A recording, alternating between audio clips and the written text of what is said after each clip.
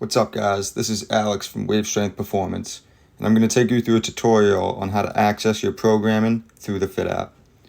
After you set up your account and downloaded the FYTT app, you can open it up and you can have your whole programming for the week displaying.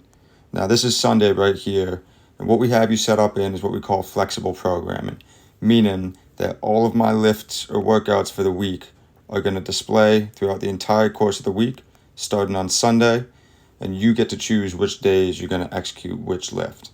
This is just providing you a little bit of flexibility based on work schedules, when you can get to the gym, when you can train.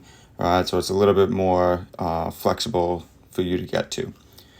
From here, you have two options. You can either preview a session or you can start a session. I recommend using preview session if you just want to look ahead at what you have later in a lift that day or later in the week.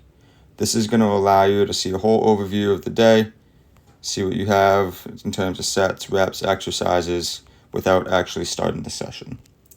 If you plan on starting a session, hit Start Session, and it's going to take you to the top. So starting with the warm-up block here.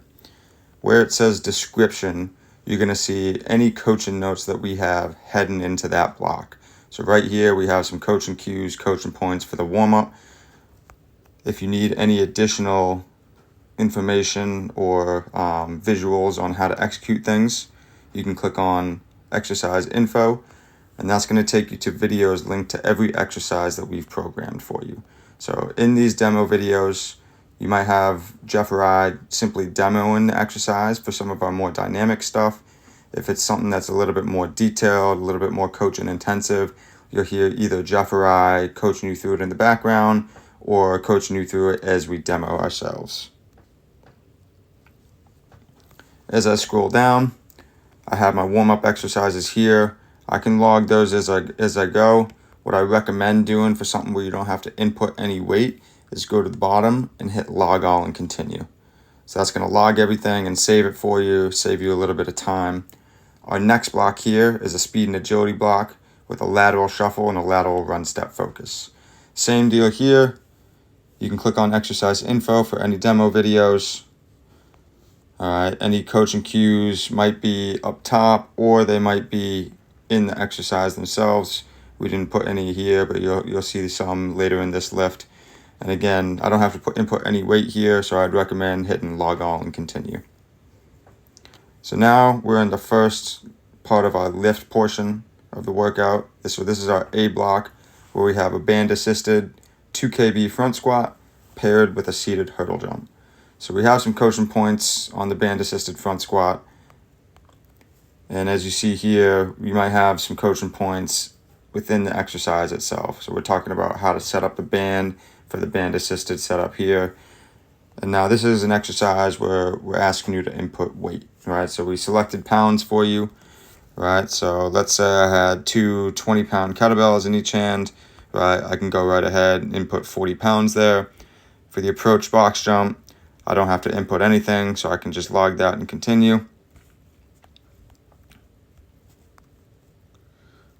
And then I can do that set by set, simply putting in the weight, logging it as I go. And if I made a mistake, let's say the first set, I actually used 45 pounds instead of 40. I can go back and click on any set and fix that, right? So once you do it, it's not like it's set in stone. You can always go back and edit it. Right here, we have a notes section in the bottom of each part of the lift. So anything that you feel is relevant that you need to communicate to us, right? Maybe you said, 50 pounds felt difficult. Right, you can put that in there as a note to yourself for next time, or anything. Jeff and I are both going to be able to view what you write in the notes. Anything you feel like you need to communicate to us, feel free to put there, hit save, and then you can hit Log All and Continue. And it's going to bring me to the next part of the lift block. So we're in our B block. We just have some accessory work. Again, we have some coaching cues up top. No need to input any weight in this section, so I can hit Log All and Continue. And then it's going to be the same thing for the C block here. So hopefully you get the point. I can hit Log All and Continue. And that's pretty much how I go through my entire lift and log everything. So if I click on lift 1, you can see that everything is complete. I can always click back on one of these and look at what I did.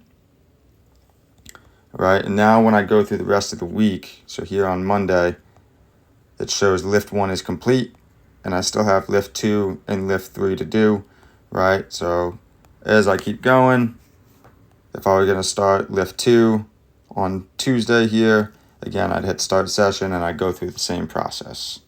This is going to reset once you hit Sunday of next week, all right, and you have lift 1, 2, and 3. If I finish all 3 before the week's end, all 3 lifts are going to be marked as complete. So that's pretty much it in terms of getting through the programming, reading through it, and how to log it.